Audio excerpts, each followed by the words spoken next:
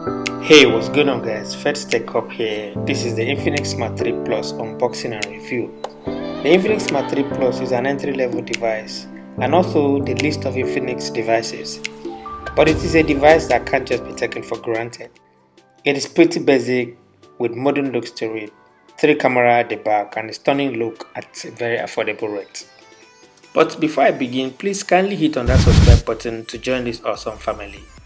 And turn on your post notifications so you won't miss out on my future videos.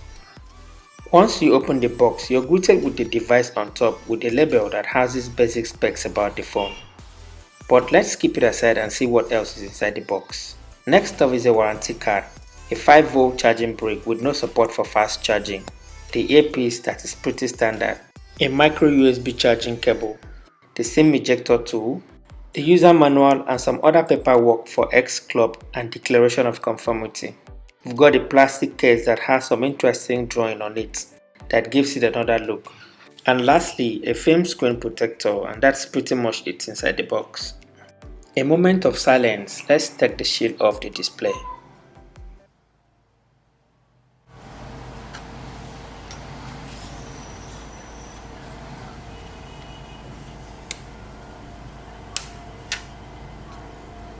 So this is an entry-level device, but it doesn't feel much like it. It feels very light. It feels like a decent mid-range device. It looks beautiful. From a distance, it looks like an expensive device. It looks modern and it is well put together. In short, the design speaks volume about the phone. On the right side of the device, we've got the power button and the volume rocker keys. The power button has some form of rough textures to it that makes it easier to differentiate between the power button and the volume keys.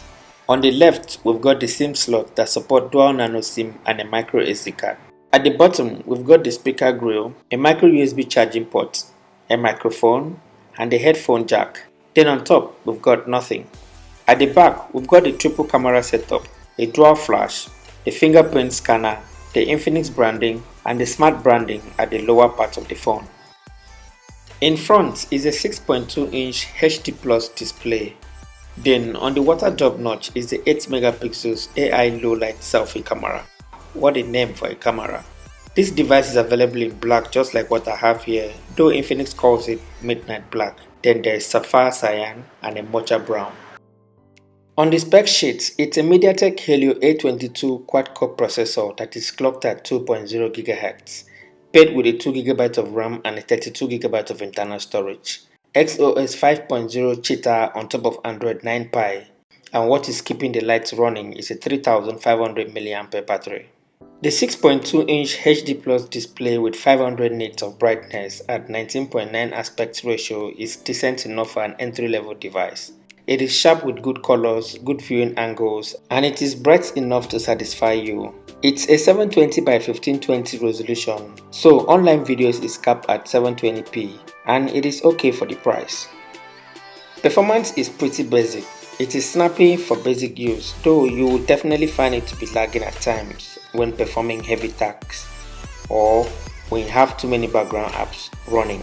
There were times I had apps crashed on me. I had about 5 apps running on the background. Then I launched YouTube, increased the resolution to 720. As I was watching the video, the app crashed. I tried it again and the same thing happened.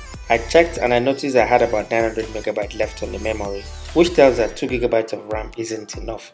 And there were other instances I had apps not responding. These are things that won't happen often, and I advise you to reduce the amount of background apps, or most times try clearing the memory before launching a new app.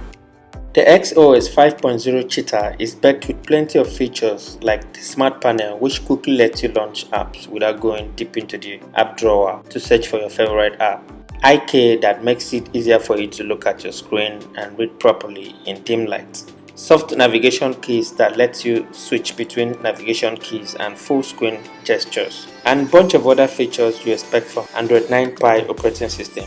Fingerprint and face unlock is present, though they are not the fastest here, they get the job done. There's a little bit of delay in both security unlocking solution. At the end of the day, you get what you're paying for.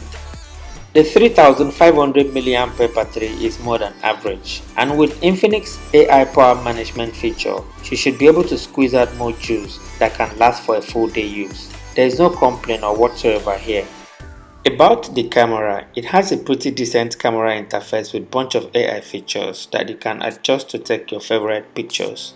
The 3 camera at the back is a 2 megapixels depth sensor, the 13 megapixels main sensor in the middle, and a laughable QVGA sensor for night detection.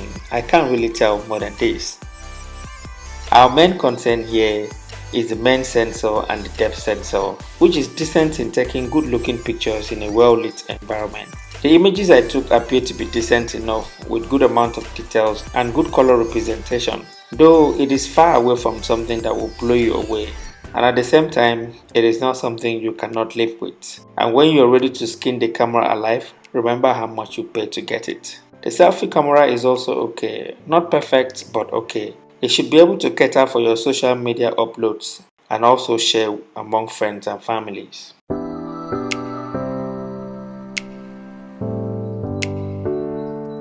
The front-facing camera records video in 1080p resolution. It is not too decent, but it is okay for the price. You shouldn't be looking for a perfect device at this price point. The rear camera too records video in 1080p as well. While trying to be okay, you can't fault it too much. At least it gets the job done for an entry-level device. Not like I really like it, but you can barely find something decent at this price bracket. Share your thoughts with me in the comment section below. The Smart 3 Plus is a nice device for a first-time smartphone buyer or those looking forward to upgrade their Smart 2. The new design and the water drop notch takes the Smart 3 Plus to a whole new dimension. If you're one of those with the previous generation, it will worth every penny you will spend to upgrade.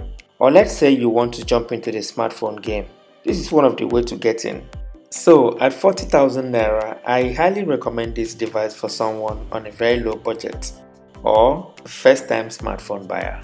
That is it guys, this takes us to the end of today's video. Give it a thumbs up if you like it, and please don't forget to subscribe, and I'll see you in the next one. Bye bye.